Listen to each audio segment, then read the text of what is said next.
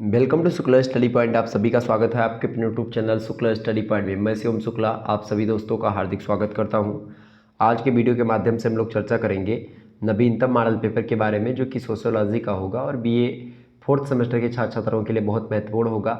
लिखित टाइप का ये मॉडल पेपर है। आपको बता दूँ कि इसमें अति लघु उत्तरीय, लघु उत्तरीय और दीर्घ उत्तरीय टाइप के प्रश्नों पर हम लोग चर्चा करेंगे। राम मनोहर लोहिया अवध विश्वविद्यालय की पेपर जो है कल आपके हैं, खास करके सोशियोलॉजी के, तो उसके लिए बहुत इंपॉर्टेंट होगा यह लेक्चर। तो आप सभी लोग इस वीडियो को अंत तक जरूर देखिएगा और शेयर कर दीजिएगा सभी दोस्तों के पास। और अन्य विश्वविद्यालय जिनकी परीक्षाएं अभी नहीं हुई हैं, होने को हैं, उनके लिए बहुत महत्वपूर्ण होगा।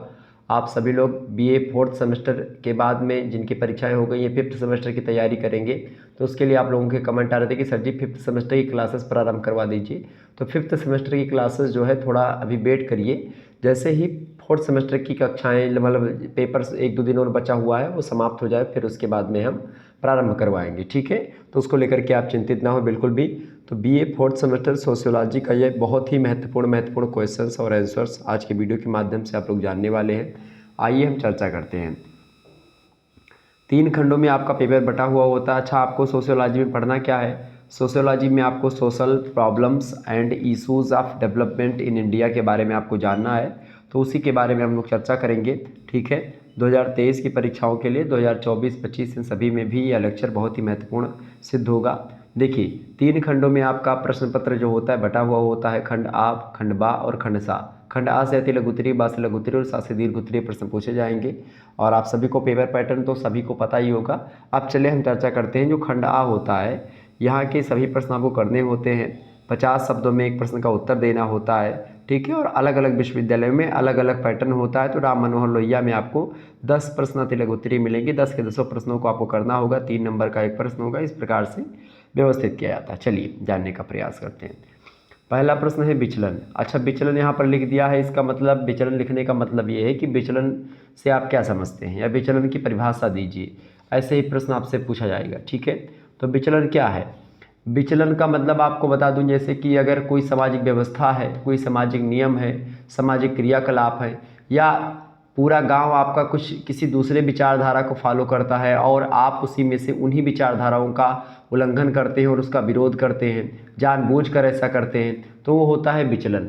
आपको बता दूं कि जीवन की जो अनुपालन होता है खास करके, या विचलन जो होता है खास करके, आप सभी को पता होगा विचलन के बारे में।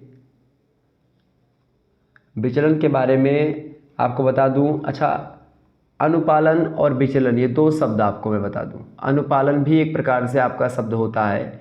तो अनुपालन का मतलब होता है कि मतलब कि आप जो काम कर रहे हैं, जिसकी आपसे करने की उम्मीद की जाती है, आप वो काम समाज में कर रहे हैं।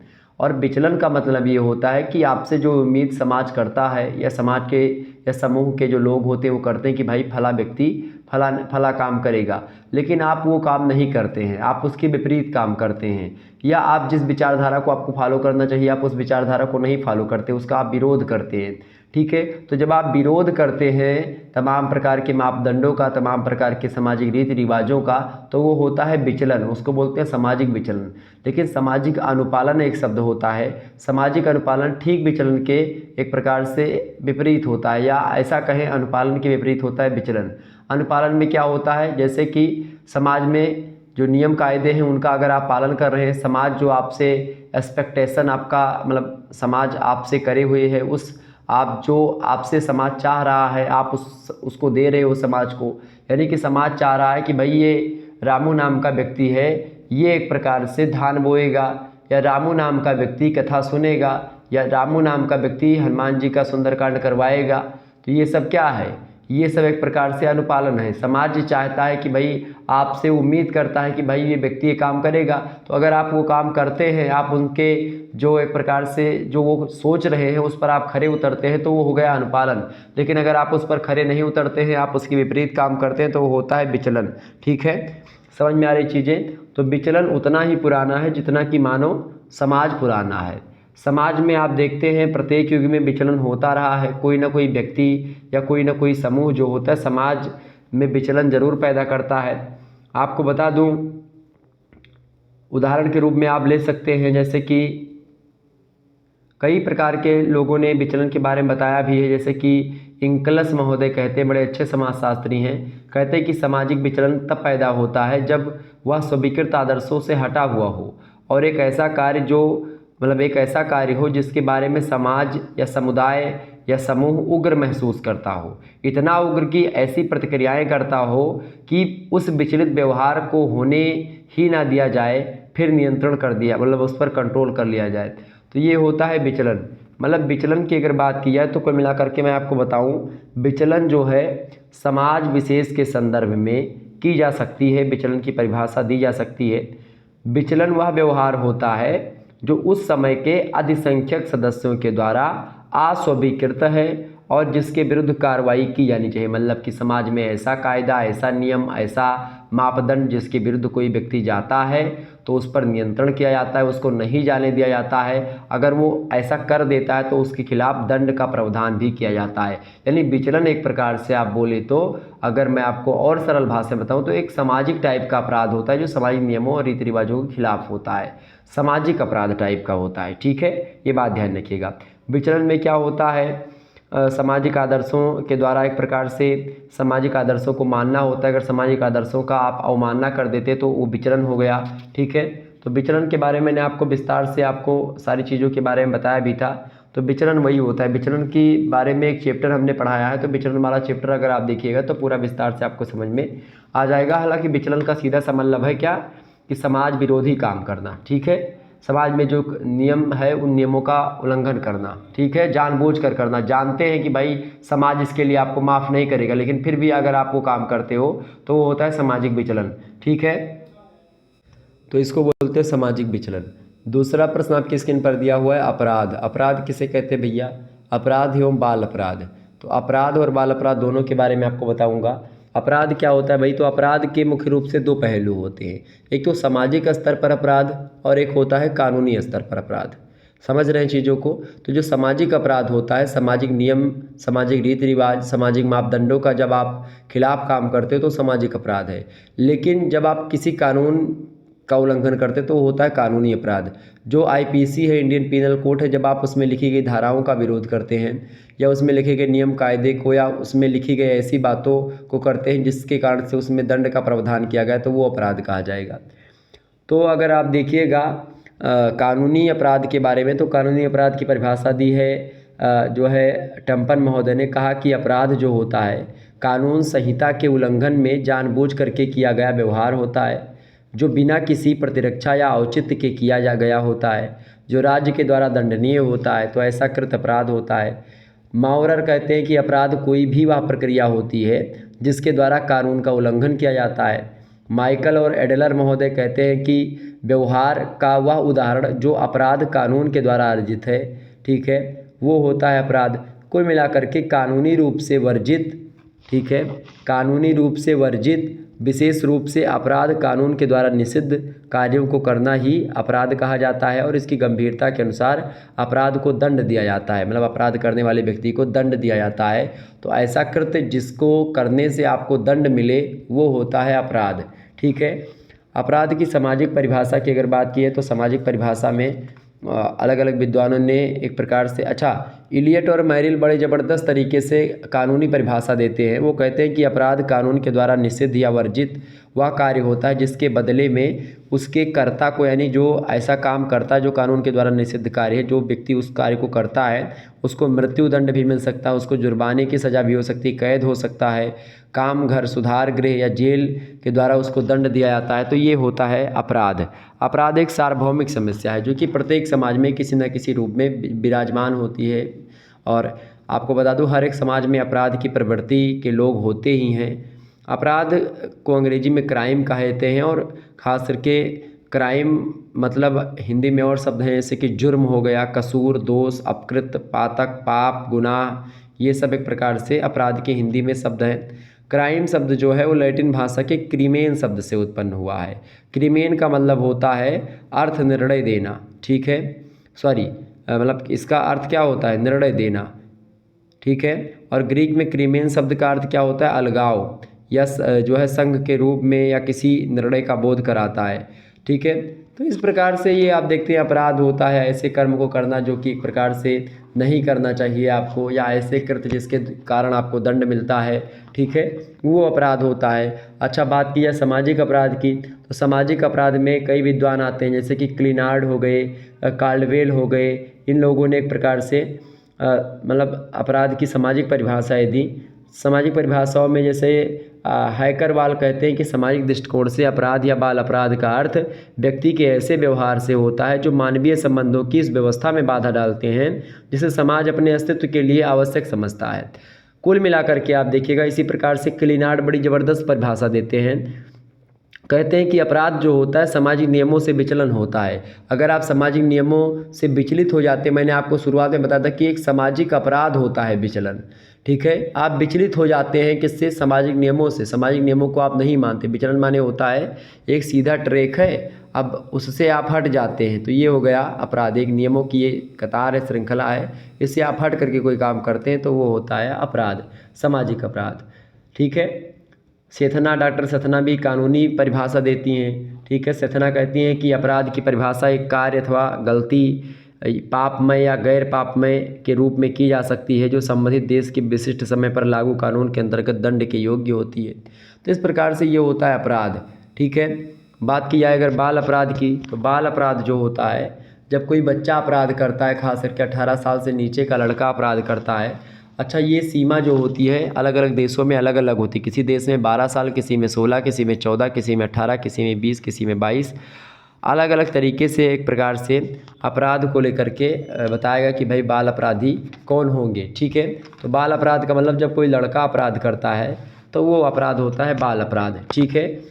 डॉक्टर सेथना कहती हैं कि बाल अपराध के अंतर्गत किसी ऐसे बालक या तरुण के गलत कार्य आते हैं जो संबंधित स्थान के कानून यानी जो इस समय लागू हुए होते हैं उसके द्वारा निर्दिष्ट आयु सीमा के अंतर्गत होता है, तो वो अपराध होता है बाल अपराध, ठीक है। माउरर कहते हैं कि बाल अपराधी वह व्यक्ति होता है जो जानबूझकर, इरादे के साथ तथा समझते हुए समाज की रूढ़ियों की उपेक्षा करता है जिससे उसका संबंध है। कुल मिलाकर के आप देखते हैं बाल अपराध की प्रमुख रूप से 2 विशेषताएं होती। पहली कि यह अपराध निश्चित आयु से कम के बच्चों के द्वारा किया जाता है, और दूसरी बच्चों के वे व्यवहार जो कि लोक कल्याण के लिए अहितकारी सिद्ध होते हैं, तो वो होते हैं बाल अपराध, ठीक है। कुल मिलाकर के बाल अपराध की परिभाषा देते समय आवारा, आदतन आज्ञा का उल्लंघन करने वाला या सुधार से परे शब्दों का भी प्रयोग लोग करते हैं, ठीक है। तो ये होता है, आप देखते हैं कि जो बाल अपराधियों की उच्चतम आयु सीमा है मिस्र, इराक, लेबनान और सीरिया में 15 साल तक जो है बाल अपराधी माने जाते हैं। फिलीपींस, श्रीलंका, बर्मा और इंग्लैंड में 16 साल तक के बच्चों को बाल अपराधी कहा जाता है। भारत में 16 वर्ष या 18 वर्ष, ठीक है, अब तो 18 वर्ष हो गया, ऐसा कि 16 या 18 वर्ष के आसपास। ईरान, जॉर्डन, सऊदी अरब, थाईलैंड, इन सभी में 18 साल, जापान में 20 साल, ठीक है। तो इस प्रकार से ये अवधि अलग अलग देशों में बाल अपराधों की अलग अलग होती है। बाल अपराधों की बात की जाए तो बाल अपराध जो होते हैं, अब अमेरिका में राष्ट्रीय परिवीक्षा समिति में बाल अपराधी के बारे में बताया गया कि किसी प्रांत अथवा इसके किसी क्षेत्र के कानून अथवा मान्यता का उल्लंघन किया हो वो बाल अपराधी होगा। जो सुधार से परे, उद्दंड और अवज्ञाकारी हो, अपने माता पिता, अपने संरक्षक और कानून अधिकारियों के नियंत्रण से परे हो, जिसको स्कूल से अनुपस्थित रहने की आदत पड़ गई हो, जो इस प्रकार का व्यवहार करता हो जिससे जानबूझकर स्वयं उसकी या अन्य व्यक्तियों की नैतिकता अथवा स्वास्थ्य को हानि पहुंचती हो, तो ये होता है बाल अपराध। तो बाल अपराध की समस्या आदिकाल से चली आ रही है। आजकल तो बाल अपराधियों की संख्या में लगातार वृद्धि होती जा रही है और इसलिए इसके कारणों और इसे समाप्त करने के उपायों पर आपको गहरा चिंतन करना चाहिए। और विकासशील और विकसित दोनों देशों में बाल अपराधियों की संख्या लगातार बढ़ती जा रही है, ठीक है, ये बात ध्यान रखिएगा। बाल अपराधियों के कई कारण होते हैं, कई परिणाम होते हैं, उसके बारे में चर्चा करते रहेंगे, तो आप लोग पढ़ लीजिएगा इन सभी चीज़ों के बारे में, हालांकि मैंने आपको बता दिया। अगला प्रश्न, रिमांड होम या प्रोबेशन हॉस्टल। अच्छा, रिमांड होम या प्रोबेशन हॉस्टल क्या होता है? अच्छा, बाल अपराधी क्या करते हैं, जैसे किसी कानून या अध्यादेश को भंग कर दें, या स्कूल या घर से भागने की आदत पड़ जाए, या जानबूझ करके चोरी करें, कुकर्म करें, अनैतिक व्यक्तियों के साथ रहें, और या फिर माता पिता अथवा संरक्षकों के नियंत्रण को ना माने, ठीक है, क्रीड़ा स्थलों पर अड्डे बनाएं, जानबूझ करके निंदनीय व्यक्तियों यानी बदनाम व्यक्तियों के घर में जाएं, ठीक है, अनैतिक और भद्दा व्यवहार करें, घर से बिना आज्ञा के अनुपस्थित रहें घर में, ठीक है। इस प्रकार से सिगरेट पिए, शराब पिए, मादक द्रव्यों का व्यसन करें, यौन अनैतिकताओं में फंसें, ठीक है। इस प्रकार से भिक्षावृत्ति करें, अशिष्ट प्रस्ताव रखें, नशे में साइकिल, मोटरसाइकिल और स्कूटर चलाएं, राजकीय और निजी बाल सुधारों से भाग जाएं, अशिष्ट प्रस्ताव रखें, ठीक है। उपद्रवी और उत्पाती बालक हों, तो ये सब एक प्रकार से ऐसे बालक जो होते हैं, ये सब क्या होते हैं, ये सब होते हैं बाल अपराधी। तो इन सभी बालकों के लिए एक प्रकार से जैसे अपराधियों के लिए जेल वगैरह होती है, वैसे बाल अपराधियों के लिए रिमांड होम या प्रोबेशन हॉस्टल होता है। उसके बारे में आपको मैं बताने का प्रयास कर रहा हूँ। तो ये प्रश्न आपसे बन सकता है, रिमांड होम या प्रोबेशन हॉस्टल क्या है। तो रिमांड होम या प्रोबेशन हॉस्टल जो होता है, इन्हीं बाल अपराधियों को या बाल अपराधों को रोकने के लिए कुछ सुधारवादी संस्थाएं होती, चाहे ब्रोस्टल स्कूल की बात की जाए, ठीक है, या रिफॉर्मेटरी स्कूल की बात की जाए, या फिर जो है बाल बंदीगृह की बात करें, या रिमांड होम की बात करें, प्रमाणित स्कूल की बात करें, या बाल सलाह केंद्र की बात करें, बाल क्लब की बात करें, पोस्टर होम की बात करें, फोस्टर होम की, प्रोबेशन हॉस्टल की, किशोर न्यायालय की, ये सब ऐसी संस्थाएं जो कि बाल अपराधों को रोकने के लिए बनाई गई हैं। उनमें से रिमांड होम और प्रोबेशन हॉस्टल भी है। रिमांड होम जो होता है, ये बाल अपराधियों को जो बाल अपराधियों के मामले होते हैं, उनकी सुनवाई और जांच पड़ताल के दौरान इन्हीं सदनों में रखा जाता है इनको। जब तक सुनवाई होती है, हियरिंग होती है कोर्ट में, तब तक जो होता है रिमांड होम में बच्चों को रखा जाता है, ठीक है, ताकि उन पर अपराधियों का कुप्रभाव ना पड़ सके। और रिमांड होम के कार्यों के बारे में डी.बी. कुलकर्णी महोदय कहते हैं कि रिमांड होम के बहुपर्याय कार्य होते हैं। सुरक्षा का स्थान होने के साथ साथ वह स्थान है जहां बाल अपराधियों के अवलोकन और वर्गीकरण का महत्वपूर्ण कार्य किया जाता है। विशेषतः प्रशिक्षित और अनुभवी प्रोबेशन अधिकारी खोज करते हैं और न्यायालयों के सम्मुख बच्चे के बारे में सभी आवश्यक तथ्य प्रस्तुत करते हैं कि बच्चा रिमांड होम में रह रहा है, तो उसमें उसने क्या क्या गतिविधियां करी, तमाम प्रकार की चीज़ें बताते हैं। तो इस प्रकार से ये रिमांड होम होता है। प्रोबेशन हॉस्टल की बात की जाए तो इसके अंतर्गत प्रोबेशन अधिकारी के अधीन बच्चों को रखा जाता है और उनके पढ़ने का उचित प्रबंध भी आप देखते हैं इन्हीं अधिकारियों ने प्रोबेशन अधिकारियों के अधीन रख किया जाता है कि भाई बच्चों का एक प्रकार से पढ़ने की व्यवस्था करें। प्रोबेशन अधिकारी उन बच्चों की रिपोर्ट जो होता है बाल न्यायालयों को भेजते हैं और अच्छे आचरण करने पर बच्चे को न्यायालय की सलाह पर छोड़ दिया जाता है। लगभग प्रत्येक राज्य में यह व्यवस्था उपलब्ध है। प्रोबेशन अधिकारी बाल अपराधियों को समाज में पुनर्स्थापना में सहायता करते हैं और बाल अपराधी को एक प्रकार से अपराधों की प्रवृत्ति से मुक्त करवाने का पूरा प्रयास करते हैं। तो ये होते हैं प्रोबेशन हॉस्टल। चौथा प्रश्न आप देखिएगा। आज मेरी थोड़ी सी तबीयत ख़राब है, लेकिन फिर भी आपके पेपर लगे हुए हैं, आपके कमेंट आए कि सर जी सोशियोलॉजी का दीजिए, तो मैं एक प्रकार से अपने आप को रोक नहीं पाया। तबीयत इस समय मेरी डाउन चल रही है, ठीक है, तो मैंने सोचा कि भाई कुछ ना कुछ तो दिया ही जाएगा, चाहे जैसे भी दूंगा, किस तरीके से आपको पढ़ाने का प्रयास करूँगा। मद्यपान, इन सभी के बारे में ऑलरेडी हम और मॉडल पेपर दे चुके हैं, लेकिन आप लोग नया चाहिए यही कमेंट करते हैं। बाकी पुराने वीडियोस बहुत सारे पड़े हुए हैं प्ले लिस्ट में, आप लोग अगर उसको नहीं देखे तो देख ज़रूर लीजिएगा, ठीक है। लेकिन आप लोगों का प्यार है कि आप लोग जब कमेंट करते हैं तो मैं अपने आप को रोक नहीं पाता हूँ, किसी भी स्थिति में हो। चलिए, मद्यपान की बात की जाए। मद्यपान माने होता है मदिरा का पान करना। मद्यपान का मतलब सीधा सा दारू पीना, शराब पीना, ठीक है, ये होता है मद्यपान, ठीक है। और एक होता है मादक द्रव्य व्यसन, जिसमें आप चरस से लेकर के बीड़ी, शराब, सिगरेट, गुटखा, तंबाकू ये सब खाते हैं, वो मादक द्रव्य व्यसन। तो मादक द्रव्य व्यसन और मद्यपान का लगभग मतलब एक ही लोग निकालते हैं, लेकिन कुछ अंतर होता है, फिर भी एक ही समझिए इसको आप, ठीक है। तो मद्यपान या मादक द्रव्य व्यसन एक ऐसी सामाजिक बुराई है जो आज सभी देशों में चिंता का विषय बनी हुई है, क्योंकि इनसे तीनों ही प्रकार के विघटनों, व्यक्तिगत विघटन, पारिवारिक विघटन और सामाजिक विघटन, इन तीनों को प्रोत्साहन मिलता है। विघटन क्या है? विघटन मतलब क्या होता है कि आपकी जो क्वालिटी व्यक्तिगत विघटन होगा, विघटन माने होता है कमी आना, हरासमेंट होना, आपके व्यक्तित्व में कमी आएगी, आपके परिवार में एक प्रकार से विघटन होगा, परिवार में झगड़ा लड़ाई होगी, समाज में आप झगड़ा लड़ाई करोगे, तो ये सब बढ़ता है अगर आप मादक द्रव्य व्यसन करते हो। मादक द्रव्य व्यसन एक ऐसी समस्या बन चुकी है, क्योंकि आप इतिहास उठा करके देखेंगे तो ये बहुत पुराने समय से ऐसा आ रहा है। यूरोप, एशिया और सुदूर पूर्वी और पश्चिमी देशों में आप देखिएगा इसका प्रयोग किसी न किसी रूप में पूरा बहुत पहले से होता आ रहा है। हिंदू धर्म ग्रंथों में सोमरस नामक मादक द्रव्य तथा उसका भाग का उल्लेख मिलता है।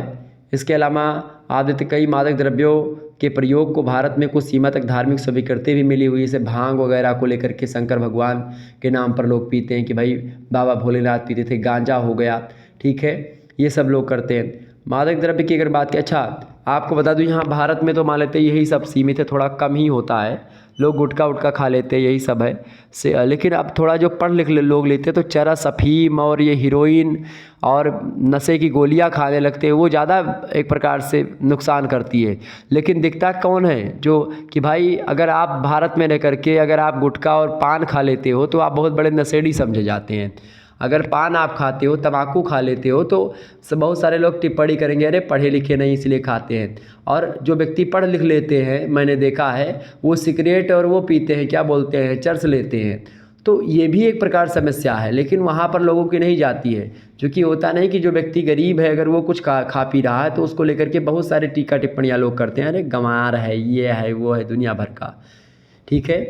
अकिल नहीं एक पैसे की, बिना पढ़ा नर पशु कहावत, यही सब बोलेंगे, ठीक है। मादक द्रव्य जो होता है ये एक प्रकार से अंग्रेजी में इसके लिए ड्रग शब्द का प्रयोग किया जाता है, और ड्रग का प्रयोग दवाई के लिए भी किया जाता है। बहुत सी दवाओं में मादक द्रव्यों का प्रयोग भी किया जाता है। तो मादक द्रव्यों का सबसे सरल वर्गीकरण दो श्रेणियों में आप कर सकते हैं। एक वे जो प्रतिबंधित हैं यानी गैर कानूनी है मादक द्रव्य, और दूसरे वे जो उपचार हेतु नुस्खा द्रव्य कहे जाते हैं, मतलब उपचार के लिए किसी रोग के में आपसे एक प्रकार से आते हैं। प्रतिबंधित मादक द्रव्यों में जैसे अफीम हो गया, मार्फिन हो गया, हीरोइन है, और इसके अलावा ब्राउन शुगर है, गांजा है, जिसको गांजा को मरीजोना भी कहा जाता है, चरस है, कोफीन है, क्रेक है, LSD है। और उपचार के लिए जो एक प्रकार से मादक द्रव्य प्रयोग किए जाते हैं उसमें आता है जैसे MDMA हो गया, या एक प्रकार से स्टेसी हो गया, EVE हो गया, ठीक है। इसके अलावा और भी तमाम सारे, डाइन है, ठीक है, मेपरल है, MPTP है। तो ये सब नींद लाने वाले या उत्तेजना पैदा करने वाले पदार्थ हैं जिनके सेवन से मानव मस्तिष्क उड़ान भरने लगता है और तीव्र गति से काम करने लगता है। तो ये कुछ ऐसे पदार्थ होते हैं जो प्रतिबंधित हैं, जिनसे ज़्यादा शरीर को शारीरिक विघटन होता है, और कुछ से बहुत कम होता है। तो जिससे बहुत कम होता है उनको एक प्रकार से नहीं रोका गया, बाकी लोगों को मतलब बाकी चीज़ों को रोका गया। मादक द्रव्य व्यसन में आप देखते हैं मदिरापान भी आ जाता है मादक द्रव्य या मद्यपान में, ठीक है। तो ये होता है मद्यपान, समझ में आ गई मद्यपान के बारे में कुछ बातें। और मद्यपान को लेकर के आप देखते हैं कई सारी चीज़ें होती हैं, और मादक द्रव्य व्यसन के कई प्रभाव होते हैं। अपराध करने की प्रवृत्ति बढ़ जाती है, तमाम प्रकार के आप सामाजिक नियमों की अवहेलना करने लगते हैं, भ्रष्टाचार बढ़ता है, इससे व्यक्तियों का स्वास्थ्य भी प्रभावित होता है। और इसके कारण से आप देखते हैं खास करके जो आपके आश्रित होते हैं वो एक प्रकार से बहुत ज़्यादा प्रभावित होते हैं। जैसे आपकी शादी हो गई तो आपकी बीवी और आपके बच्चे जो होते हैं बहुत ज़्यादा, अगर आप पी करके घर पे जाते हो तो बहुत ज़्यादा परेशान होते हैं, ठीक है। कई प्रकार की शिक्षा का नुकसान होता है, श्रमिक की क्षमता कम हो जाती, काम करने की क्षमता कम हो जाती है, शारीरिक एक प्रकार से आपके शरीर पर नकारात्मक प्रभाव पड़ता है। तो ये होता है मद्यपान, ठीक है। आगे बढ़ते हैं, पांचवा प्रश्न आपकी स्क्रीन पर आ चुका है, आत्महत्या। आत्महत्या किसे कहते हैं भाई? तो आत्महत्या की परिभाषा या आत्महत्या के सिद्धांत को दिया दुर्खी महोदय ने, ठीक है। लेकिन आत्महत्या शुरुआत से अगर बात की जाए तो आत्महत्या जो है व्यक्तिगत विघटन का एक रूप होता है, अपने आप को मिटा देना, जानबूझ करके अपने आप को मिटा देना, ऐसी सिचुएशंस का सामना ना कर पाना एक प्रकार से। और कैसी मतलब बहुत सारी ऐसी सिचुएशन होती है जिनका सामना लोग नहीं कर पाते हैं और इसके कारण से लोग आत्महत्या कर लेते हैं, ठीक है। क्योंकि व्यक्तित्व की स्वीकृति और व्यक्ति के अपने अंतःकरण की स्वीकृति पर आश्रित है उसका व्यक्तित्व। और आत्महत्या किसी व्यक्ति की ऐसी प्रक्रिया होती है जिसमें वह अपने जीवन का अंत करने के लिए तत्पर हो जाता है। वास्तव में यह अत्यधिक नाजुक और व्यक्तिगत निर्णय होता है, साथ ही साथ यह आकस्मिक ना होकर के पूर्व नियोजित होता है कि पहले से पता होता है कि भाई अगर ऐसा होगा तो हम ऐसा कर लेंगे, या ऐसा नहीं भी होता है तो एक पहले से प्रक्रिया के द्वारा कहीं ना कहीं पे वो बाध्य हो जाता है मनुष्य एक प्रकार से अपने जीवन को ख़त्म करने के लिए। कोई भी व्यक्ति आत्महत्या के बारे में अपने मित्रों तथा परिवार के सदस्यों से बातचीत तक नहीं करता है, और इसी अर्थ में खास करके एक मतलब इसी अर्थ में अगर देखें तो वह एक व्यक्तिगत निर्णय होता है आत्महत्या। और अत्यधिक नाजुक निर्णय इसलिए इसको कहा जाता है क्योंकि खास करके लैंगिक सहवास तक में दूसरे साथी की आवश्यकता होती है। जबकि आत्महत्या में व्यक्ति स्वयं अपना जीवन समाप्त कर लेता है, किसी से बताता नहीं है, किसी प्रकार की कोई बातचीत नहीं करता है, खुद जा कर के कहीं नदी में कूद गया, कहीं ट्रेन के नीचे मर गया, कहीं फांसी लगा लिया, कहीं जो है दवाइयाँ खा ली, नशे मतलब वो एक प्रकार से जहर वगैरह खा लिया। तो इससे क्या होता है, ये किसी को बताता नहीं व्यक्ति, अपने पत्नी तक को नहीं बताता, अपनी प्रेमिका से भी नहीं बताता कि भाई मैं ये करने जा रहा हूँ। तो ये सारी चीज़ें होती हैं। कुल मिलाकर के दुर्खीम महोदय आत्महत्या की परिभाषा देते हुए कहते हैं कि आत्महत्या शब्द का प्रयोग मृत्यु के उन सभी प्रकारों के लिए किया जाता है जो कि प्रत्यक्ष अथवा अप्रत्यक्ष रूप से करने वाले व्यक्ति के सकारात्मक अथवा नकारात्मक कार्य का परिणाम है, जिसका कि उसे ज्ञान होता है कि मुझे मृत्यु मिलनी ही है। ठीक है। इलियट और मैरिल कहते हैं कि आत्महत्या व्यक्ति विघटन का अंतिम दुखांत एवं अपरिवर्तनीय चरम बिंदु का प्रतिनिधित्व करता है और यह व्यक्ति के दृष्टिकोण में होने वाले क्रमबद्ध परिवर्तनों का अंतिम स्तर होता है, जिसमें जन्म काल के समय उत्पन्न जीवन के प्रति अगाध प्रेम के स्थान पर जीवन के प्रति घृणा उत्पन्न हो जाती है। कुल मिलाकर के आत्महत्या स्वयं अपने जीवन को समाप्त करने का एक प्रयास होता है। ठीक है, कोशिश होती है। आत्महत्या मुख्य रूप से 3 प्रकार की होती है, दुर्खीम ने बताया। पहला होता है अहमवादी आत्महत्या, दूसरी होती है परार्थवादी आत्महत्या और तीसरी होती है अप्रतिमानित अथवा आदर्श विहीनता पर आधारित आत्महत्या। तो ये 3 प्रकार की आत्महत्या होती हैं जो कि दुर्खीम ने बताई। अगला प्रश्न, 6ठा नंबर प्रश्न आप देखिएगा, निर्धनता। निर्धनता किसे कहते हैं? तो निर्धनता से आपके परीक्षा में प्रश्न जरूर पूछा जाएगा, ये बात ध्यान रखिएगा। अच्छा, आत्महत्या के कई कारण भी होते हैं, उसको लेकर के आप लोग हमारा मॉडल पेपर अगर देखेंगे तो पता होगा। जैसे कि व्यक्तिगत कारणों में अगर कुछ लोग अपंग होते हैं, लंगड़ा होते हैं, लूला होते हैं, तो वो लोग आत्महत्या करने के लिए तत्पर होते हैं। जब समाज के जो लोग होते हैं उनका मजाक उड़ाते तो ऐसी स्थिति उत्पन्न हो जाती है। या एक प्रकार से कुष्ठ रोग से बहुत सारे लोग होते हैं। मानसिक स्वभाव, जैसे कुछ लोग क्रोधी होते हैं, भावुक होते हैं, अमोद प्रिय स्वभाव के होते हैं, वो लोग कर लेते हैं। कुछ लोग पागलपन के कारण से कर लेते हैं, विकृति या मानसिक दुर्बल व्यक्ति हैं वो कर लेते हैं। संवेगात्मक अस्थिरता के कारण से लोग आत्महत्या कर लेते हैं। हीनता की भावना, निराशा और असफलता पाने से, जुआ, मद्यपान, यौन स्वच्छंदता, इन सभी से एक प्रकार से ये सब व्यक्तिगत कारण जिनके कारण से लोग आत्महत्या करते हैं। पारिवारिक कारणों में से भग्न परिवार, परिवार में कलह, दुखी या असमंजसपूर्ण दाम्पत्य जीवन हो गया, पति पत्नी में झगड़ा होता है, रोमांस में कमी है, सदस्यों का दुर्व्यवहार घर के लोगों का, तो एक प्रकार से पारिवारिक कारण ये भी हो सकता है। धार्मिक कारणों में धार्मिक रूढ़ियाँ और प्रथाएं, कुरीतियाँ कभी कभी इतना हावी हो जाती है कि लोग आत्महत्या कर लेते हैं। धार्मिक दृष्टिकोण, ये भी एक प्रकार से कभी कभी धार्मिक दृष्टिकोण के कारण से भी लोग करते हैं धर्म को लेकर के। सामाजिक कारणों में दोषपूर्ण सामाजिकरण या सामाजिक एकता का अभाव, जैसे दहेज को लेकर के लोग आत्महत्या करते हैं। रोमांस, विधवा विवाह निषेध, तो इन सभी के कारण से लोग आत्महत्या करते हैं। ठीक है। इसके अलावा आर्थिक कारण में जैसे निर्धनता के कारण बहुत ज़्यादा लोग आत्महत्या करते हैं। बेरोजगारी के कारण से, भ्रष्टाचार के कारण से, बहुत ज़्यादा महंगाई बढ़ रही है इसके कारण से, व्यापार में असफलता मिल जाए तो उसके कारण से लोग करते हैं। कुछ लोग तो भाई भौतिक कारणों से करते हैं, जैसे मौसम के बदलने से करते हैं। कुछ लोग बाढ़ अकाल आ गया तो उससे आत्महत्या करते हैं। कुछ लोग एक प्रकार से बहुत ज़्यादा जनसंख्या, जब गतिशीलता जनसंख्या महत्वपूर्ण गति जनसंख्या बढ़ने लगती तो ऐसी स्थिति में बहुत सारे लोग आत्महत्या कर लेते हैं। तो आत्महत्या के कई कारण होते हैं। अगला प्रश्न, निर्धनता। निर्धनता किसे कहते हैं भाई?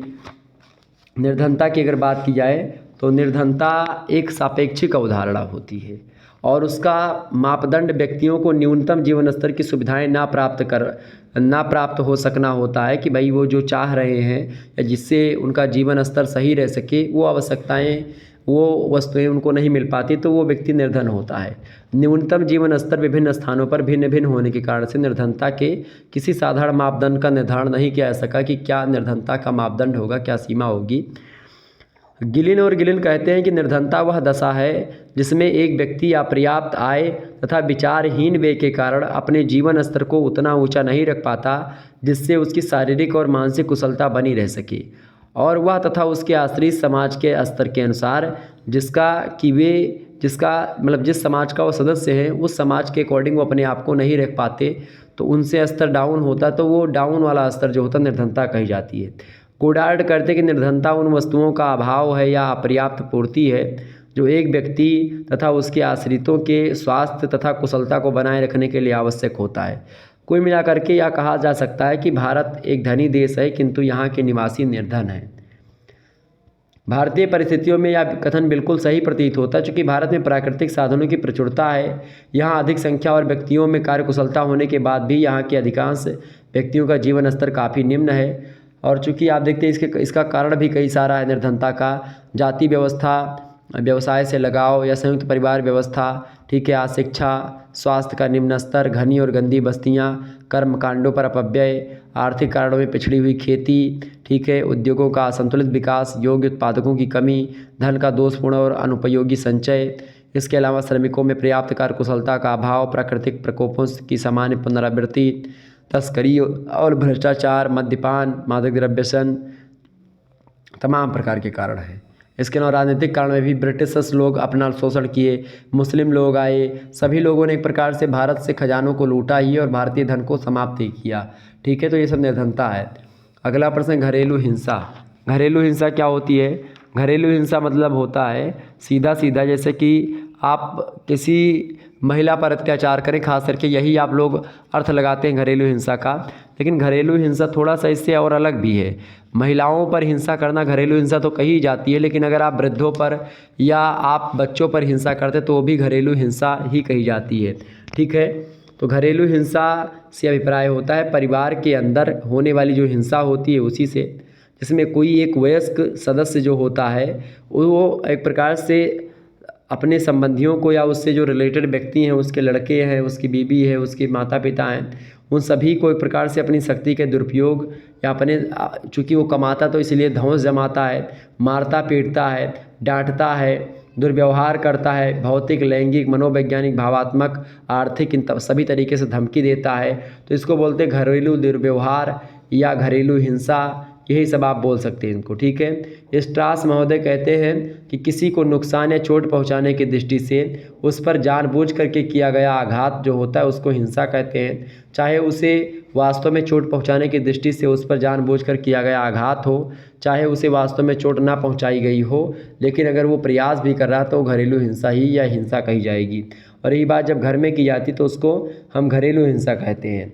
घरेलू हिंसा से स्त्रियों का संरक्षण अधिनियम आया 2005 में, उसमें घरेलू हिंसा के बारे में कहा गया कि घरेलू हिंसा वास्तविक दुर्व्यवहार अथवा शारीरिक, लैंगिक, मौखिक, भावात्मक और आर्थिक दुर्व्यवहार की धमकी है। गैर कानूनी रूप से दहेज की मांग के लिए स्त्रियों अथवा उसके नातेदारों के उत्पीड़न को भी खास करके आप घरेलू हिंसा मान सकते हो। कुल मिलाकर के घरेलू हिंसा में दहेज हत्याएं होती हैं, शारीरिक प्रताड़ना भी दी जाती है, भावात्मक और लैंगिक दुर्व्यवहार भी किया जाता है। ये सब घरेलू हिंसा के स्वरूप हैं। नारी हत्या की जाती है, भ्रूण हत्या की जाती है, वैवाहिक शोषण किया जाता है, आर्थिक शोषण किया जाता है, विधवाओं के प्रति हिंसा, वृद्धों को एक प्रकार से वृद्धों के लिए हिंसा, वृद्धों पर हिंसा, तो ये सब होते हैं घरेलू हिंसा, ठीक है। अगला प्रश्न आप देखिएगा। अगला प्रश्न आपकी स्क्रीन पर आ चुका, फटाफट से आप देखिएगा। 8वां प्रश्न आपकी स्क्रीन पर आ चुका है, इंपॉर्टेंट प्रश्न है परीक्षा की दृष्टि से आपके। अंतः और अंतर पीढ़ी संघर्ष। देखिए, अंतः पीढ़ी संघर्ष का मतलब होता है जब दो पीढ़ियों के बीच में आपस में, मतलब दो पीढ़ी नहीं होती हैं, एक ही पीढ़ी के बीच में जब संघर्ष होता है, वैचारिक मतभेद होता है, तो उस मतभेद को या उस प्रकार के संघर्ष को, विचारों के बीच में जो संघर्ष होता है उसको अंतः पीढ़ी संघर्ष। अंतर पीढ़ी संघर्ष होता है जब दो पीढ़ियों के बीच में संघर्ष होता है, तो वो पीढ़ी होती है एक प्रकार से अंतर पीढ़ी संघर्ष। अभी एक मूवी हमने देखी थी अंतर पीढ़ी संघर्ष की, बड़ी धाकड़ मूवी है, उसमें विचारों की इतनी ज़्यादा एक प्रकार से मारा मारी है, ठीक है। तो आप उसको ज़रूर देखिएगा, बहुत ज़बरदस्त मूवी है, ठीक है। तो अंतर पीढ़ी संघर्ष की अगर बात की जाए तो आपके जैसे बाबा जी हैं और आप हो, और आप दोनों के विचार मैच नहीं करते हैं, आप दोनों के वैचारिक मतभेद हैं, वो पुराने रीति रिवाज या ख्यालों को मानते हैं, आप नए आधुनिकता में आते हैं, आप कटी फटी जीन्स पहनते हैं, वो धोती कुर्ता गौछा रखते हैं, तो ये सब एक प्रकार से आप वस्त्र के हिसाब से देखेंगे तो भी मतभेद मिलेगा, विचारों में भी एक प्रकार से मतभेद मिलेगा। वो एक प्रकार से कहेंगे कि बेटा सुबह उठो, आप जो है 10 बजे उठते हैं, रात में आप 12-1 बजे सोते हो, मोबाइल देखते हो, ठीक है। तो कहीं ना कहीं पे वो कहते नहीं होंगे कि अरे जब से मोबाइल चली गई तब से लड़के एकदम से बर्बाद हो गए। 4 आदमी ठंडी में खा सके, जब 4 आदमी या कोनो ब्याह शादी ठन थी, तो जब 4 बुढ़वे इकट्ठा हुए थे तो यह तो बतुआत हैं, का बतुई हैं, अरे जब से मोबाइल चल गए लड़के एकदम से बर्बाद हो गए, इन्हें और कोनो काम धंधा तो राहत नहीं, दिन बार वह मोबाइल कोचे रही हैं, टिकी टिकी वह करा करी हैं। तो ये जोन है, ये का सब बैठ के को क्या बतुआते हैं, वृद्ध लोग क्यों बात करते हैं, यही लिए वे बतुआत हैं, क्योंकि वह कभी मोबाइल चलाएं तो है नहीं। अब बुढ़ाई ये है, उनके बचपन में वैसा गोली खेलते रहे, कंचा खेलते रहे, गुट्टा खेलते रहे, गुल्ली डंडा खेलते रहे, ठीक है। तो वह इस वजह था कि लड़के एक प्रकार से ये वीडियो गेम खेलते हैं। आज जब हमने वह अपनी उम्र पर दूसर कुछ करीन और आज समय बदल गया तो आज दूसर लोग करते हैं। आज मोबाइल में छोटे लड़के लड़का पैदा ना ही भा है वही 2 महीने का भा है वह मोबाइल के बारे में जानते हैं। वो स्क्रीन टच मोबाइल चला रहे थे, लाख खोल लिए थे, कुल कर लिए थे। तो ये सब का हुआ, ये सब वैचारिक मतभेद हुए। क्योंकि समय जैसे जैसे बदल रहा है वैसे वैसे जो मनुष्य के क्रियाकलाप है, मनुष्य के कृत्य है, मनुष्य का व्यवसाय है, मनुष्य का वेशभूषा है, पहनावा ओढ़ावा है, बोल चाल है, वो सब परिवर्तित होता जा रहा है। और इसी परिवर्तन में जो परिवर्तित अपने आप को कर लेता है वो तो ठीक है। अगर जो परिवर्तन नहीं कर पाता अपने इसके हिसाब से, वो एक प्रकार से फिर ऐसे मतभेद होते हैं, लड़ाई होती है, झगड़ा होती है, विचारों में संघर्ष होता है, वो तर्क रखेंगे। हालांकि ना पुराना विचार बेकार है ना नया विचार बेकार है, दोनों। अब नए विचार में जो लड़के हैं वो नए विचार को फॉलो करते हैं, उनको वही अच्छा लगता है। जो पुराना फॉलो करते हैं उनको वो अच्छा लगता है। दोनों की अलग अलग दृष्टि है, किसी को अच्छा किसी को बुरा आप नहीं कह सकते। ठीक है कि भाई ये व्यक्ति बुरा है, ये व्यक्ति अच्छा है, उसके मापदंड अलग है, आपके मापदंड अलग है। ठीक है, जो व्यक्ति चोरी करता है वो भी अपने आप को बुरा नहीं मानता है, ये बात आप ध्यान रखिएगा। क्योंकि चोरी वो भी जो करता है वो अपनी कठिन परिस्थितियों का सामना करने के बाद में ही करता है कि भाई उसको चोरी करने पर समाज के द्वारा ही मजबूर किया गया कहीं ना कहीं पे, या वो एक प्रकार से कई चीज़ें हैं। तो इस पर चर्चा करेंगे, बड़ा लंबा वीडियो हो जाएगा। चलिए, तो अंतःपीढ़ी और अंतरपीढ़ी संघर्ष का मतलब आप लोग समझ पा रहे होंगे। ठीक है, अंतःपीढ़ी संघर्ष क्या है? अंतःपीढ़ी संघर्ष की अगर बात की जाए तो एक ही पीढ़ी के बीच में जब संघर्ष होता है तो उसको अंतःपीढ़ी संघर्ष कहते हैं। अंतरपीढ़ी संघर्ष जब 2 व्यक्तियों या 2 पीढ़ियों के बीच पारस्परिक विरोध इस सीमा तक बढ़ जाता है कि एक पीढ़ी के द्वारा दबाव, धमकी या उत्पीड़न के द्वारा दूसरी पीढ़ी के लोगों को दबाया जाने लगता है, तब इस दशा को हम अंतरपीढ़ी संघर्ष के नाम से संबोधित करते हैं। ठीक है, और वर्तमान समय में अंतरपीढ़ी संघर्ष बहुत ज़्यादा है। अंतरपीढ़ी संघर्ष खास करके बहुत ज़्यादा है। अंतःपीढ़ी संघर्ष तो बहुत कम होता है, चूँकि हमारे जैसे मतलब अब होता है कभी कभी अंतरपीढ़ी संघर्ष की भाई 2 समान विचारधारा के लोग, एक ही उम्र के लोग हैं लेकिन 2 समान विचारधारा नहीं है, उनमें विचारधाराओं में अंतर है। जैसे कुछ लोग हैं कि वो मार्क्सिस्ट हैं, मतलब वामपंथी, कुछ लोग दक्षिणपंथी हैं, तो ये भी एक प्रकार से वामपंथ और दक्षिणपंथ से अंतःपीढ़ी संघर्ष है, मतलब एक ही पीढ़ी के अंदर संघर्ष हो रहा है। और अंतरपीढ़ी संघर्ष 2 पीढ़ियों के बीच में संघर्ष। ठीक है, आगे बढ़ते हैं। 9वां प्रश्न आपकी स्क्रीन पर आ चुका, विकास की अवधारणा। विकास मतलब क्या होता है? सामाजिक विकास। विकास जैसे कहीं पर बांध बन रहा है, कहीं पर अब देख रहे पहले झोपड़ी का एक प्रकार से अब घास फूस का घर होता था, अब पक्के मकान का घर हो रहा है, रोड बन रही है चौड़ी चौड़ी बढ़िया, फ्लाईओवर बन रहे, मेट्रो के जो है ट्रेनें आ रही नई नई। तो ये सब क्या है? ये सब एक प्रकार से विकास हो रहा है। तो विकास परिवर्तन का एक विशेष रूप होता है और प्रतिमान भी होता है। आपको बता दूं, समान रूप से हम विकास और प्रगति शब्दों का प्रयोग समान अर्थ में कर लेते हैं, और शुरुआत में ही यह ध्यान रखना आवश्यक है कि प्रगति की अवधारणा विकास से अलग होती है। कोई भी वह परिवर्तन जो समाज के द्वारा इच्छित और अनुकूल दिशा की ओर होता है उसको हम प्रोग्रेस यानी प्रगति कहते हैं। इसका अर्थ है कि परिवार, राजनीति, संस्कृति, धर्म, स्वास्थ्य, उत्पादन और समाज कल्याण के क्षेत्र में जब हम अपने लक्ष्यों को प्राप्त करने में सफल होते हैं तब इस दशा को आप प्रगति कहेंगे। स्पष्ट है कि प्रगति का संबंध सामाजिक मूल्यों से है। किसी समाज में वहाँ के मूल्यों के अनुसार जिन लक्ष्यों को अधिक महत्व दिया जाता है उन्हें प्राप्त कर लेना प्रगति है। इसके विपरीत विकास का संबंध आर्थिक वृद्धि के माध्यम से प्राप्त की गई प्रगति से होता है। विकास का मतलब, विकास में देखिए विकास कई प्रकार का, डेवलपमेंट में आपके शारीरिक विकास भी हो गया, मानसिक विकास भी हो गया। ठीक है, जैसे आप पहले बेना हाँकते थे गर्मी में, आज पंखा चला रहे हैं, कूलर चला रहे हैं, एसी चला रहे हैं, तो ये भी विकास हो रहा है। भौतिक साधनों का विकास हो रहा है, तो ये विकास होता है। बाटोमोर कहते हैं कि समाजशास्त्रीय अर्थ में विकास शब्द का उपयोग ऐसी दशा के लिए किया जाता है जिसमें मनुष्य अपने ज्ञान और कुशलता के द्वारा प्राकृतिक पर्यावरण के प्रभावों से छुटकारा पाने में सफल हो जाता है। सैमुअल्सन कहते हैं कि आर्थिक शक्तियों में होने वाली वृद्धि को विकास का नाम देते हुए इन्होंने कहा कि विकास से संबंधित परिवर्तन मुख्य रूप से आर्थिक वृद्धि को स्पष्ट करता है कि इकोनॉमी के क्षेत्र में विकास हो रहा है। योगेंद्र सिंह कहते हैं कि नए आविष्कारों तथा व्यवहार के नए तरीकों के द्वारा समाज में होने वाले नियोजित सामाजिक और आर्थिक परिवर्तन को ही विकास कहा जा सकता है। कुल मिलाकर के अच्छा, गुरनाल मिर्डल की एक पुस्तक है एशियन ड्रामा पुस्तक में गुरनाल मिर्डल कहते हैं कि आर्थिक और सामाजिक क्षेत्र में व्यवहार के नए और तार्किक साधनों की खोज के द्वारा उपयोगी परिवर्तन लाना ही विकास कहलाता है। कुल मिलाकर के विकास वह परिवर्तन होता है जो नई प्रौद्योगिकी, आर्थिक साधनों और तार्किक ज्ञान के द्वारा उत्पन्न होता है। और इसी आधार पर दुनिया के समाजों को हम 3 भागों में बांटते हैं। पहला विकसित समाज, दूसरा विकासशील समाज और तीसरा अल्प विकसित समाज। तो ये होता है विकास की अवधारणा। अच्छा, जब विकास होता है तो विस्थापन की समस्या भी उत्पन्न होती है, बात ध्यान रखिएगा, ठीक है। कई आविष्कार होते हैं, वो भी विकास होते हैं। औद्योगिकरण के द्वारा विकास होता है, ज्ञान का संचय, ज्ञान के द्वारा विकास होता है। प्रौद्योगिकी, शिक्षा का प्रसार हो रहा है, वो भी विकास है। संस्कृतियों से आप अन्य संस्कृतियाँ, जैसे अन्य कल्चर से आप संपर्क स्थापित कर पा रहे हैं, वो भी विकास है। गतिशीलता, आप कहीं पर जा आ रहे हैं तो उससे भी विकास हो रहा है, ये है विकास की अवधारणा। अगला प्रश्न है आतंकवाद। आतंकवाद किसे कहते हैं भाई, फटाफट से आप लोग बताने का प्रयास करेंगे। आतंकवाद की अगर बात की जाए तो आतंकवाद जो होता है, आतंक के प्रति श्रद्धा, प्रेम और भक्ति के भाव को ही आतंकवाद कहते हैं।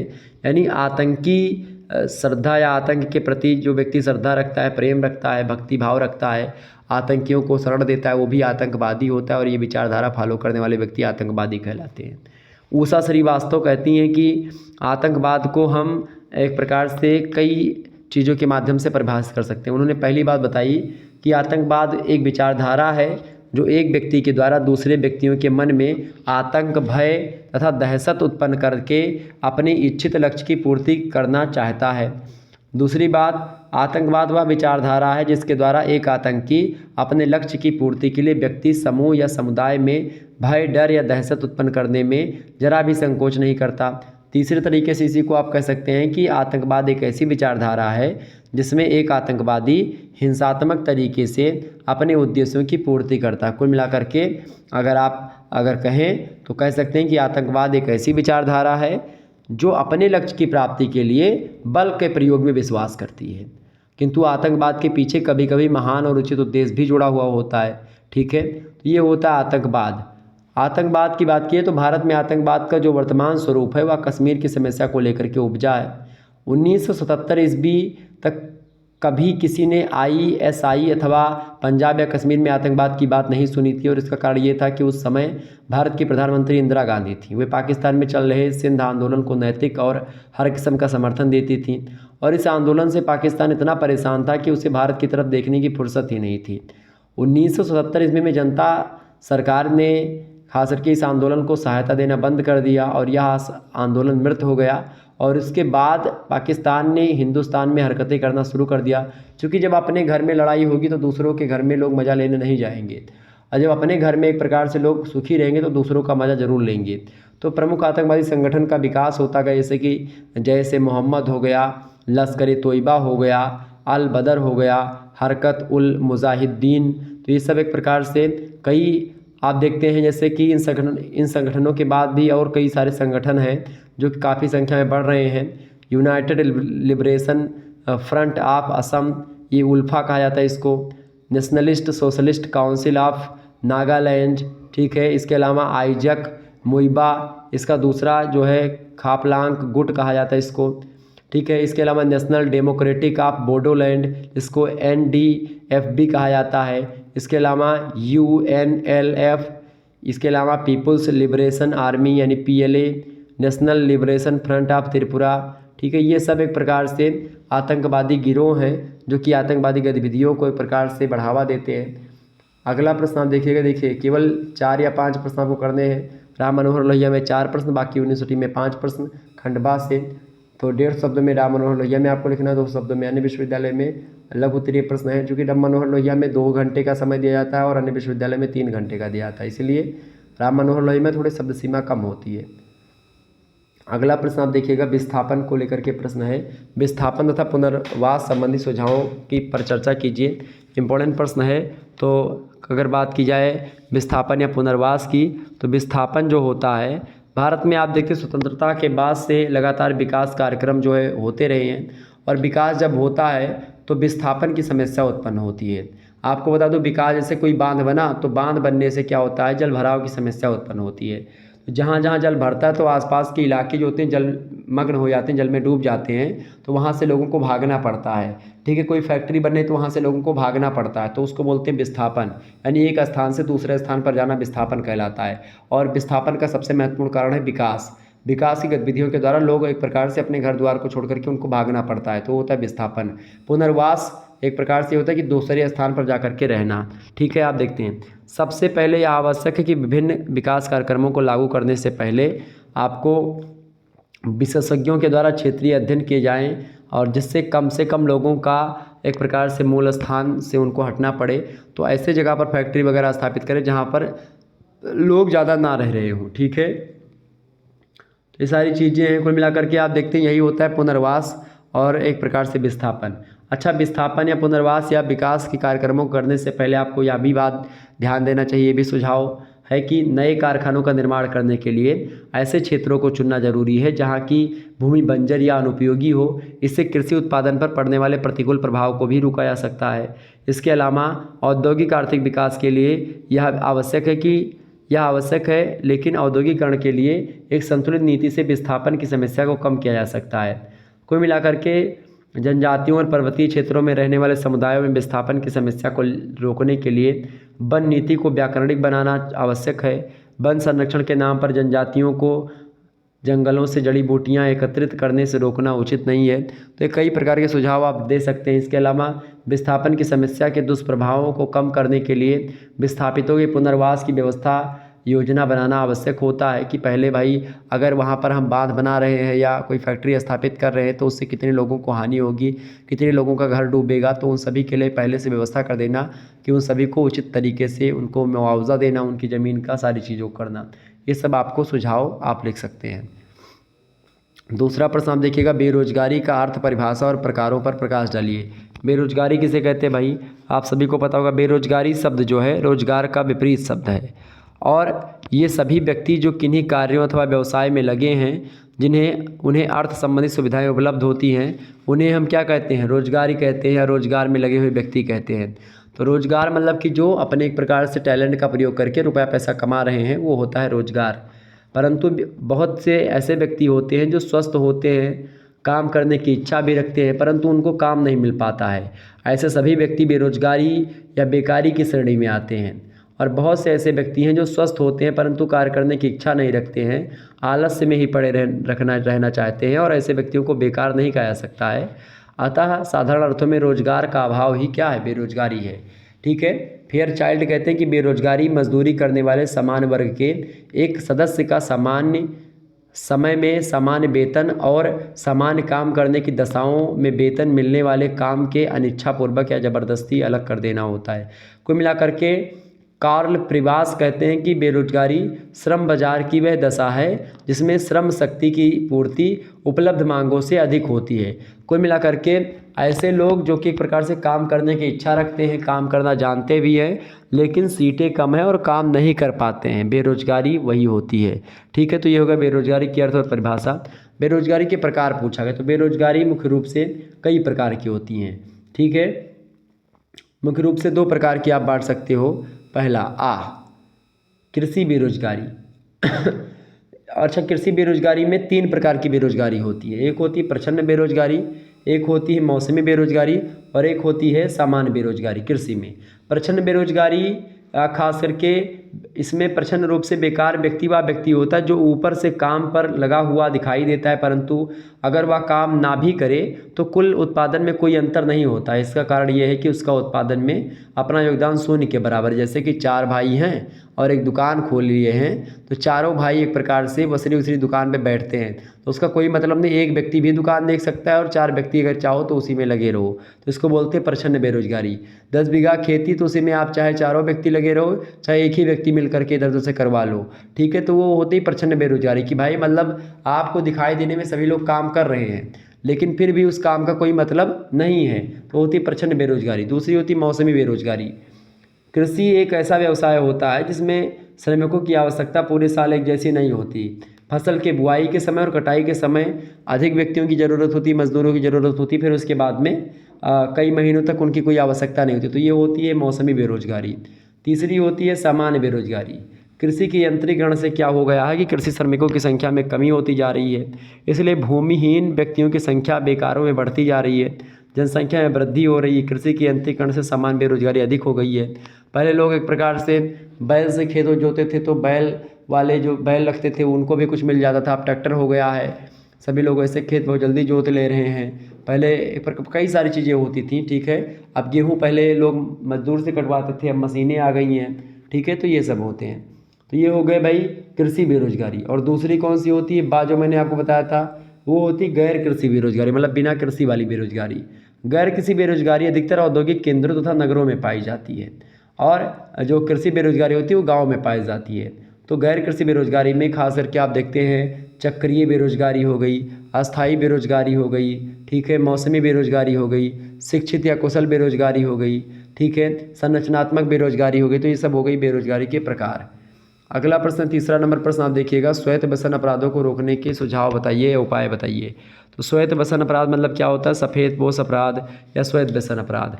स्वायत्त व्यसन अपराध का सीधा सा मतलब होता है जब कोई बड़े व्यक्ति जो होते हैं अपराध वो करवाते हैं, अपराध में शामिल होते हैं, सभी को पता भी होता है कि भाई फला नाम का व्यक्ति अपराध कर रहा है, लेकिन उसके खिलाफ जो है कोई ना पुलिस ना कोई सरकार उसके खिलाफ नहीं जाने को एक प्रकार से होती हैं। तो होता है स्वायत्त व्यसन अपराध, मतलब सभी को पता है कि भाई हाँ ये व्यक्ति ऐसा काम कर सकता है, लेकिन फिर भी उस व्यक्ति के खिलाफ कोई काम मतलब एक प्रकार से एक्शन ना लेना, उसके खिलाफ सबूत इकट्ठा ना हो पाना, ये होता है स्वायत्त व्यसन अपराध। तो स्वायत्त व्यसन अपराध को रोकने के लिए एक प्रकार से कई प्रकार के सुझाव आप दे सकते हैं। सबसे पहली बात, गुप्तचर विभाग जो होता है उसका विस्तार किया जाए। स्वायत्त व्यसन अपराधों को रोकने के लिए गुप्तचर विभाग में ऐसे कुशल लोगों को सम्मिलित करना आवश्यक है जो गुप्त रूप से सरकारी अधिकारियों, व्यवसायियों, राजनीतिज्ञों और व्यापारियों द्वारा किए जाने वाले अपराधों पर निगाह रख सके। गुप्तचर विभाग में इन लोगों को इस तरह प्रशिक्षित किया जाना चाहिए कि वे अपराधियों से घुल मिल करके उनके द्वारा किए जाने वाले अपराधों की प्रकृति तथा तरीकों को समझ सकें, फिर उसके बाद में उनको अंडर अरेस्ट किया जाए। तो इस प्रकार से ये गुप्तचर विभाग का विस्तार करके आप स्वायत्त व्यसन अपराधों को रोक पाएंगे। क्योंकि ये दूर से देखने में आपको बहुत एकदम से सफ़ेद पोश इसीलिए कहते हैं क्योंकि इनके कपड़ों पर दाग होता नहीं, लेकिन दाग जो होता है अंदर होता है भैया, ठीक है। ऊपर से देखने में बड़े अच्छे लगते हैं ये, लेकिन ये बड़े बड़े लोग करते हैं, इनके पास पैसा खूब होता है, ठीक है। दूसरी बात, सुझाव आप रोक सकते हैं इसको, अधिकारियों और राजनीतिज्ञों की संपत्ति की जांच आप समय समय पर करते रहें ताकि घूसखोरी वगैरह कम हो पाए, ठीक है। तीसरी बात, आप स्वायत्त व्यसन अपराधों को कम कर सकते हो सार्वजनिक शिकायत विभाग की स्थापना करके, जहां पर हर व्यक्ति शिकायत कर सके और उस शिकायत पर जांच हो सके, ठीक है। चौथी बात, न्याय व्यवस्था में सुधार किया जाना चाहिए। पांचवी बात, भ्रष्टाचार के विरुद्ध कठोर दंड एक प्रकार से रखना चाहिए ताकि लोग भ्रष्टाचार कम कर सकें। तो ये सब यही सब होते हैं सुझाव जिसके कारण से आप सफ़ेदपोश अपराधी को कानून में सुधार आप कर सकते हैं, ठीक है। तो ये सभी से आप स्वायत्त व्यसन अपराध को रोक पाएंगे। अगला प्रश्न आपकी स्क्रीन पर आ चुका है, चौथा नंबर प्रश्न आप देखिएगा, इंपॉर्टेंट प्रश्न है, भ्रष्टाचार का अर्थ एवं परिभाषा को बताते हुए विशेषताओं का उल्लेख कीजिए। भ्रष्टाचार क्या होता है, तो भ्रष्टाचार की बात की जाए तो अंग्रेजी में भ्रष्टाचार को करप्शन कहा जाता है, ठीक है। करप्शन जो है इसकी उत्पत्ति लैटिन भाषा के करप्ट शब्द से हुई है, और इसका मतलब होता है आदर्शों का टूट जाना या नैतिकता में आदर्शों का टूट जाना या घूस लेना, ये सब होता है करप्शन का अर्थ, ठीक है। इलियट और मैरिल भ्रष्टाचार की परिभाषा को देते हुए कहते हैं कि प्रत्यक्ष अथवा अप्रत्यक्ष रूप से व्यक्तिगत लाभ के लिए अपने निर्धारित कर्तव्य की जानबूझकर के उपेक्षा करना ही भ्रष्टाचार होता है। कि जो कर्तव्य आपका है उस कर्तव्य को आप नहीं कर रहे हैं, किस लिए नहीं कर रहे हैं, क्योंकि आपका व्यक्तिगत लाभ जो है उस कार्य को ना करने से ज़्यादा होता है, इसलिए आप वो कार्य नहीं करते। अपने कर्तव्यों का, अपने दायित्वों का निर्वहन आप उचित ढंग से नहीं करते हैं क्योंकि आपका व्यक्तिगत लाभ जो है अपने कार्यों के निर्वहन करने में कम और अपने कार्य के निर्वहन ना करने में ज़्यादा है, ठीक है। रॉबर्ट ब्रूक्स कहते हैं कि इसमें किसी मूर्त या अमूर्त लाभ के लिए किए जाने वाले गैर कानूनी कार्य सम्मिलित होते हैं, ठीक है। अच्छा, भ्रष्टाचार को लेकर के 1961 ईस्वी में एक प्रकार से कानून भी बनाया गया है। तो कुल मिलाकर के भ्रष्टाचार की कई सारी विशेषताएं हैं। पहली विशेषता आप लिख सकते हो कि मूल रूप से भ्रष्टाचार एक व्यक्तिगत क्रिया है, यद्यपि इसका क्षेत्र व्यापक होने के साथ ही साथ यह एक सामूहिक क्रिया का रूप भी ले लेती है। दूसरी बात, भ्रष्टाचार का संबंध व्यक्ति अथवा समूह के द्वारा अपना लिए गए निर्धारित कर्तव्यों की उपेक्षा करना होता है। तीसरी बात, यह उपेक्षा आर्थिक और अन्य लाभों को प्राप्त करने के उद्देश्य से की जाती है। चौथी बात, यह लाभ प्रत्यक्ष भी हो सकते हैं, अप्रत्यक्ष भी हो सकते हैं, धन के रूप में हो सकते हैं अथवा वस्तुओं के रूप में भी एक प्रकार से भ्रष्टाचार के लाभ हो सकते हैं। पांचवी विशेषता इसकी ये है कि भ्रष्टाचार में दबाव का तत्व नहीं होता है, यह किसी व्यक्ति पर स्वेच्छा से एक प्रकार से किया जाता है। छठी बात, भ्रष्टाचार में पक्षपात का समावेश होता है और ऐसे पक्षपात उद्देश्य किसी व्यक्ति को अनुचित रूप से लाभ पहुंचाते हैं। ठीक है, नौकरियों वगैरह में या नकल वगैरह ये सब भ्रष्टाचार में आता है। भ्रष्टाचार में होने वाली वृद्धि की दिशा खास करके ऊपर से नीचे की ओर होती है। तो इस प्रकार से भ्रष्टाचार कई प्रकार के होते हैं। घूसखोरी या अनुचित लाभ, संरक्षण किसी को आप दे दें, प्रतिवेदनों को फर्जी या झूठा बना दें आप, ठीक है, लोक कोषों व संपत्ति का दुरुपयोग करें, कानून के क्रियान्वयन को जानबूझ करके रुकवा दें, भ्रष्टाचार का संस्थाकरण कर दें, तो ये सब होते हैं, कई प्रकार के ये होते हैं भ्रष्टाचार। अगला प्रश्न आप देखिएगा, पांचवा प्रश्न आपकी स्क्रीन पर आ चुका, फटाफट से आप लोग देखने का प्रयास करेंगे। पांचवा प्रश्न, साइबर अपराध से आप क्या समझते हैं, साइबर अपराध से क्या तात्पर्य है। साइबर अपराध का तात्पर्य कंप्यूटर तकनीकी से जुड़ी हुई जालसाजी अथवा इलेक्ट्रॉनिक डाटा की चोरी करना होता है। साइबर अपराध किसी का सिस्टम हैक कर लेना, किसी का जीमेल अकाउंट हैक कर लेना, किसी का यूट्यूब चैनल हैक कर लेना, किसी के मोबाइल फ़ोन का फेसबुक अकाउंट या सोशल मीडिया का कोई हैंडल हैक कर लेना, ये सब साइबर अपराध होता है। दूसरे तरह के अपराध जहां संगठित और असंगठित रूप से समान व्यक्तियों के द्वारा किए जाते हैं, वहीं साइबर अपराधों का संबंध उन व्यक्तियों से होता है जो कंप्यूटर तकनीकी में विशेष रूप से प्रशिक्षित तथा योग्य होते हैं और इन लोगों में इतनी प्रतिभा होती है कि यदि उनका रचनात्मक उपयोग किया जाए तो संचार तकनीकी को एक नई दिशा मिल सकती है।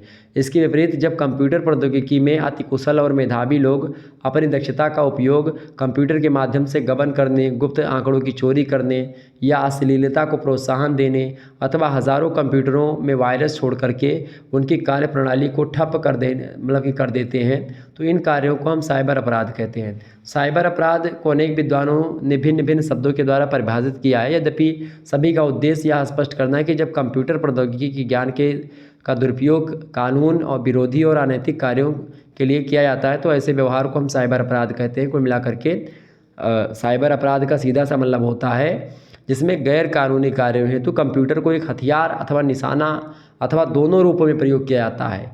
इसे सूचना प्रौद्योगिकी अधिनियम 2000 के द्वारा दंडित कार्यों के रूप में परिभाषित किया जाता है।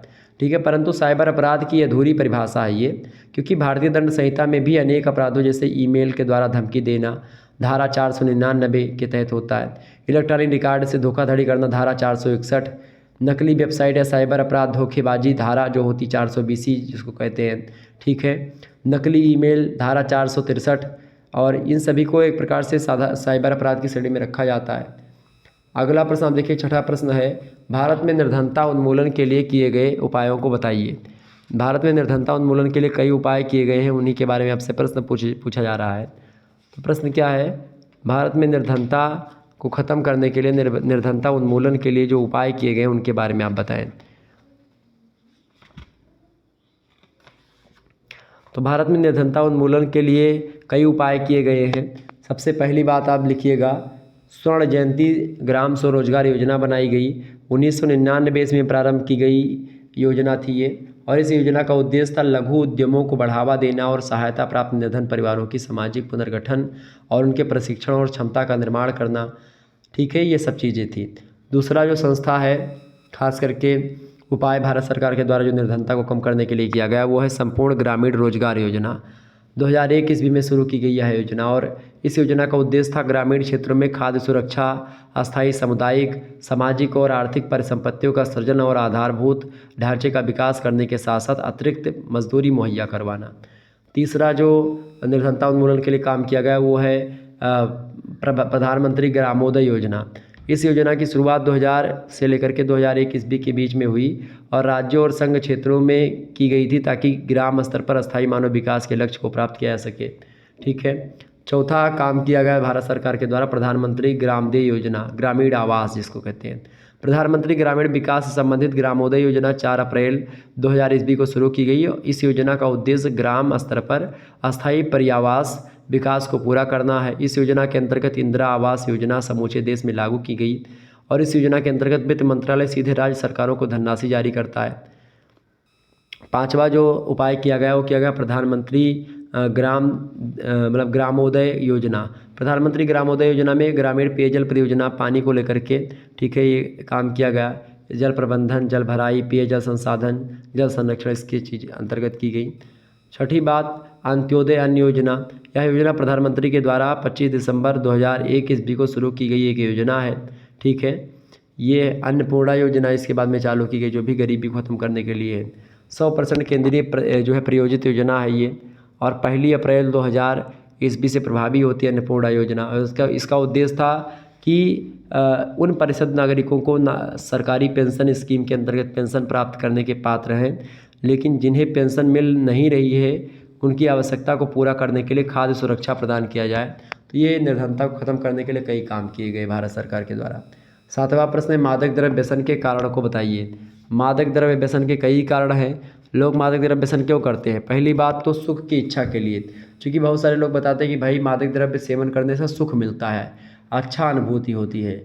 और आप आजकल देख ही रहे होंगे, बच्चे जो होते हैं आजकल के शराब और सिगरेट पी करके बहुत अच्छा महसूस करते हैं अपने आप को, ठीक है, पहली बात। दूसरा कारण है नगरीकरण, चूँकि नगरों में आप देख रहे हैं नगरीकरण से क्या होता है, नगरीकरण में अलग अलग स्थानों पर चाय सुट्टा बार से लेकर के बार और बड़े बड़े एक प्रकार से होटल होते हैं जहाँ पर दारू वगैरह या इन सभी की सुविधा होती है। दारू की दुकानें भी बहुत ज़्यादा होती हैं शहरों में, तो उसके कारण से लोग उनके माता पिता भी देख नहीं पाते हैं। कई सारे ऐसे अड्डे बने होते हैं जहाँ पर आप चोरी छुपा पी सकते हैं। गाँव वगैरह में क्या आप कहीं पर पियेंगे तो गाँव वगैरह के लोग बता देंगे कि भाई फलाने का लड़का पी रहा था, तो ये चीज़ होती है। तीसरी बात, जीवन की निराशाएँ। आज की जो युवा पीढ़ी है उसका जीवन अत्यंत निराशापूर्ण है। आपको बता दूं आजकल के जो युवा हैं उनकी अगर बात की जाए तो शिक्षा उद्देश्य विहीन शिक्षा है, बिना किसी मतलब वो ऐसे पढ़ रहे हैं कि भाई फलाने लड़का पढ़ा था तो हमारा लड़का पढ़े, इसलिए पढ़ता है, वो भी पढ़ता रहता है बिना किसी मतलब का। और बेरोजगारी भी बढ़ रही है। मनोरंजन भी एक प्रकार से उतना अच्छे तरीके से हो नहीं पाता है। उच्च वर्ग के व्यवहारों का अनुकरण लोग करते हैं। भौतिक मूल्य में वृद्धि हो रही है। ये सभी दशाएं हैं जो कि एक प्रकार से युवा वर्ग के मानसिक संतुलन को बिगाड़ देती है, और इससे लोग निराशा को दूर करने के लिए बहुत सारे लोग पीते हैं कि भाई टेंशन दूर होता है। दारू पीने, सिगरेट पीने से एक प्रकार से टेंशन दूर होता है, और इसी टेंशन के चक्कर में वो अपने संपूर्ण जीवन को टेंशन में डाल देते हैं, ठीक है। चौथा कारण है दोषपूर्ण संगति। कभी कभी ऐसे मित्र और साथी मिल जाते हैं जो कि ज़बरदस्ती आपको पिलाने का प्रयास करते हैं। वो आपको दारू शराब के फ़ायदे ही बताएंगे, नुकसान नहीं बताएंगे। तो ऐसे मित्रों, दोषपूर्ण संगति, संगत से गुड़ावत है, संगत से गुड़ जाए। एक बोरा आलू अगर रखी है तो मन 2 आलू अगर सड़ी फेंक दियो तो पूरा बोरा सड़ जाता है 10 दिन बाद। तो ऐसे अगर 2-3 मित्र हैं मिल गए तो हैं कि वह दारू शराब या मदिरा एक ऐसे पे सेवन करते हैं तो तुम सिखा दे मन को 2 राय नहीं। 4-5 दिन साथे घूमबो, 4-5 दिन बहुत ज़्यादा आदर्श बनबो, अरे ना पीबे 5 दिन से तुम्हें मारी वारी के 2-3 लपोटा पिया दे। तो इस प्रकार से सारी चीज़ें होती हैं, और ख़ास करके आप देखते भी होंगे। तो मादक द्रव्य व्यसन के कई कारण हैं। आजकल तो फैशन बन चुका है, तो एक फैशन भी कारण आप लिख सकते हो, फैशन। जी, फैशन के दौर में गारंटी की इच्छा ना करें तो गारंटी जीवन की भी नहीं है फैशन के दौर में किसी प्रकार की। तो फैशन के दौर में लोग इतना पी रहे हैं, बाप बेटे साथ में बैठ करके जाम लड़ा रहे हैं, चीयर्स कर रहे हैं, ठीक है। तो ये सब अच्छा, दारू पीना अब आधुनिकता लोग मानते हैं कि अरे दारू पीन है बहुत बड़ी बात है, अंग्रेजी पी के आए हैं हम, रम पियन है, मतलब ये मतलब एक बहुत बड़ा टैलेंट मान लीजिए कि दारू पीना एक बहुत बड़ी प्रतिभा हो गई। दारू पीना एक प्रकार से प्रतिष्ठा की बात होने लगी है आजकल शहरों में। तो ये सब यही सब जो है कूड़ा कबाड़ की जो मानसिकता, खास करके आप देखते हैं जो पाश्चात्य जगत की मानसिकता उसको लोग अपना रहे हैं, ठीक है, ये चीज़ है। 8वां प्रश्न आप देखिएगा, दहेज किसे कहते हैं? दहेज प्रथा के कारण बताइए। दहेज प्रथा क्या है भाई? दहेज प्रथा के बारे में आप बताने का प्रयास करेंगे, इंपॉर्टेंट प्रश्न है। दहेज प्रथा की अगर बात की जाए तो दहेज जो होता है जिसको अंग्रेजी में डोरी कहते हैं, ठीक है। दहेज शुरुआत में क्या था, बड़े बड़े लोग आपस में राजा महाराजा लोग दिया लिया करते थे। फिर धीरे धीरे लोगों ने, छोटे जातियों ने भी अनुकरण करना प्रारंभ कर दिया और धीरे धीरे फैल गई। चूँकि पहले वर्तमान में जो बड़े बड़े राजा होते थे वही देते थे, फिर ब्राह्मण लोग भी देने लगे, फिर वैश्य लोग देने लगे दहेज बैग, फिर उसके बाद शूद्र लोग भी देने लेने लगे। इस प्रकार से ये दहेज की कोई अवधारणा कोई धर्म विशेष की नहीं कि धर्म में ये लिखा है कि दहेज देना चाहिए, नहीं, कोई कोई लिखावट ये है ही नहीं कि दहेज देना लेना पड़ता है। लोग वैसे खुशी होते हैं तो दे देते लोग, कि 100 हाथी दे दिया, घोड़े दे दिए, तो ये सब एक प्रकार से लोग देते जिनके पास होता था।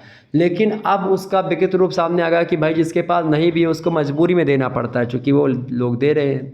ये होता है दहेज। ठीक है, दहेज किसे कहते हैं?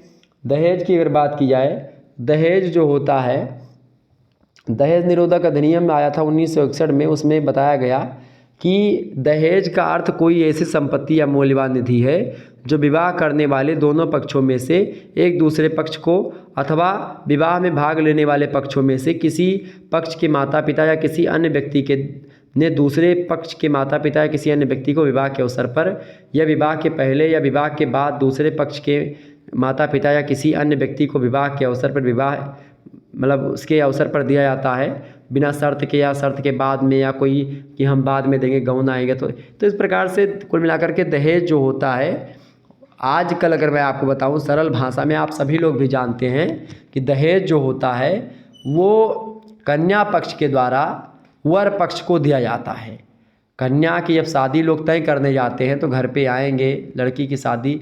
अच्छा, वर्तमान का जो दृश्य है, पहले लड़कों की शादी देखने के लिए लोग जाते थे, लड़कियों की नहीं देखने जाते थे।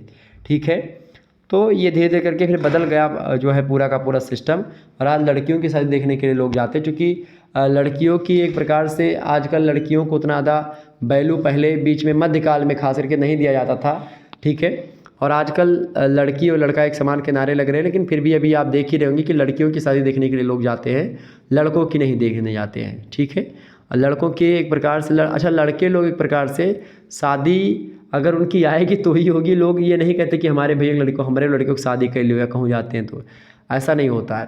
किसी किसी समाज में होता है ऐसा, लेकिन पूरे लगभग अधिकतर समाजों में आप देखिएगा तो केवल लड़की लोग की तरफ से ही आते हैं लोग, और उसी समय बातचीत हो जाती है कि भाई हाँ हीरो होंडा दे हैं कि 4 चक्का दे हैं, या कहीं इतना रुपया नगर ले लो। अच्छा, जब ये सब बात करते दहेज वहेज की तो 2-3 लोग दूर उठ करके चले जाएंगे और बात करेंगे, ठीक है तो नहीं मामला निपटा लो, ठीक है ठीक, हाँ ऐसे, और धीरे धीरे बात करेंगे कि जो बच्चे ना सुन पाएँ।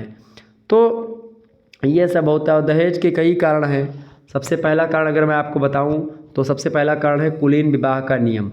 जो कुलीन विवाह का नियम का मतलब होता है कि परिवारों के लड़कियों की मांग जो होती है अत्यधिक, मतलब लड़कों की मांग अत्यधिक बढ़ जाती है। दूसरी ओर जीवन साथी के चुनाव का क्षेत्र बहुत सीमित रह जाता है।